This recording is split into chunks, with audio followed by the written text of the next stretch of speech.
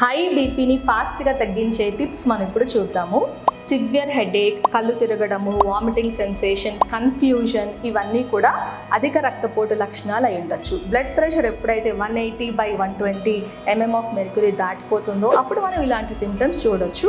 High BP అనేది ఒక silent killer అండి. కొంతమందిలో ఇది హార్ట్ అటాక్ రావచ్చు, బ్రెయిన్ స్ట్రోక్, బ్రెయిన్ హెమరేజ్ రావచ్చు. కాబట్టి హై బీపీని ఇమ్మీడియట్గా తగ్గించాలంటే మొదటి టిప్ సైలెంట్గా కూర్చొని slow breathing, silent sitting and slow breathing. మనం కూర్చుని ఇన్హేల్ ఫర్ 4 seconds అంటే చిన్నగా 4 seconds వరకు గాలి లోపలికి తీసుకోవాలి. Exhale for 6 to 8 seconds. ఇలా స్లో బ్రీదింగ్ చేయడం వలన పారాసింపాథెటిక్ నర్వస్ సిస్టమ్ అనేది యాక్టివేట్ అవుతుంది. దాని వలన త్వరగా 5 to 10 millimoles ఆఫ్ మెర్క్యూరీ వరకు మనకి బీపీ తగ్గిపోతుంది. సెకండ్ టిప్, ఆందోళన పడవద్దు బీపీ పెరిగిపోయింది అని.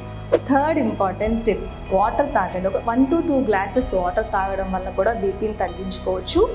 కెఫీన్ అంటే కాఫీ, టీ మరియు సాల్ట్ ఎక్కువగా ఉంటే డ్రింక్స్ మాత్రం తీసుకోవద్దు.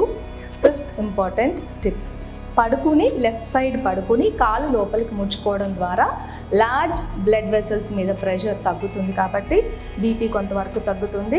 ఇంకొక ఇంపార్టెంట్ టిప్, బ్లాడర్ని ఎంప్టీ చేసుకోవడం. యూరిన్ పాస్ చేయడం ద్వారా 10 mm మెర్క్యూరీ వరకు బీపీ కంట్రోల్ అవుతుందండి. ఇంత హై బీపీ మనం ఎందుకు పెంచుకోవాలి?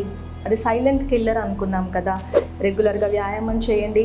సాల్ట్ ఇంటేక్ తగ్గించి మనం అధిక బరువును తగ్గించుకొని పొటాషియం ఎక్కువగా ఉండే ఆహార పదార్థాలు, డాష్ డైట్ అంటాము, ఆకుకూరలు, కూరగాయలు ఎక్కువగా తీసుకోవడం వలన బ్లడ్ ప్రెషర్ని ఈజీగా తగ్గించుకోవచ్చు.